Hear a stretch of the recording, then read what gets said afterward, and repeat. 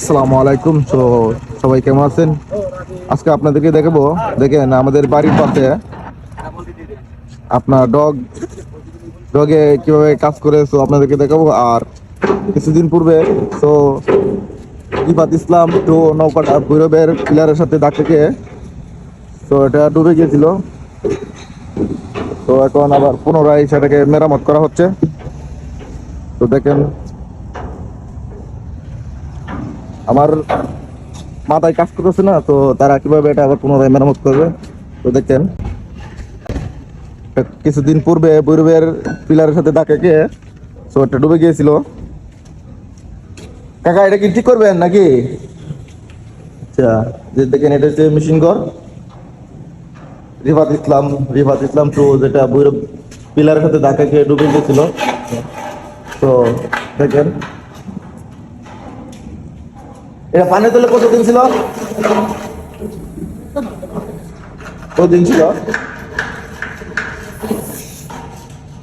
তো এটা হচ্ছে তার মেশিন।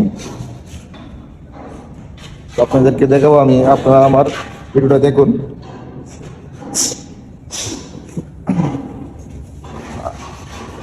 আর এটা হচ্ছে সিঁড়ি।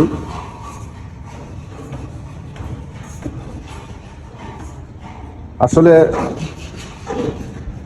আমাদের এলাকায় বড় বড় নৌকাগুলা, যে নৌকা মালিক যে নৌকাগুলা অনেক সময়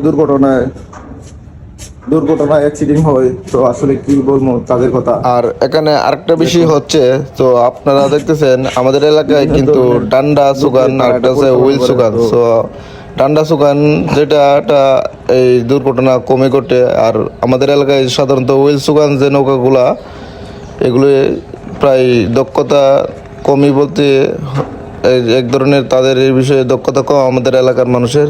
তো তারা এই বিষয়ে আসলে আরও দক্ষতাশীল হওয়ার দরকার। হুইল সুগানের নৌগুলা বেশি একটু অ্যাক্সিডেন্ট হয়ে থাকে।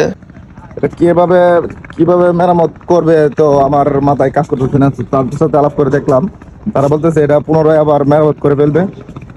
তো দেখেন, তাহলে তো মনে হয় অনেক দক্ষ কারিগর দিয়ে এটা মেরামত করবে। তো আসলে দুঃখের বিষয়, রিফাত ইসলাম তো নৌকাটা কিছুদিন পূর্বে ভৈরবের পিলারের সাথে ধাক্কা খেয়ে ডুবেছিল। তো এভাবে আমাদের প্রায় নৌকা দুঃখজনক, সবই আল্লাহ তাআলার ইচ্ছা। তো দেখেন আমাদের এই যে অরওয়াইল পাকচিমল, তারা নৌকা দিয়ে বিভিন্ন ধরনের ব্যবসা করে থাকে, ইট বালু পাথরে। আসলে আমাদের এই এলাকার মানুষ সেই নৌকা জাহাজ দিয়েই উন্নত করে। দেখেন এত সুন্দর একটি জাহাজ দিন পূর্বে ডুবে গিয়েছিল।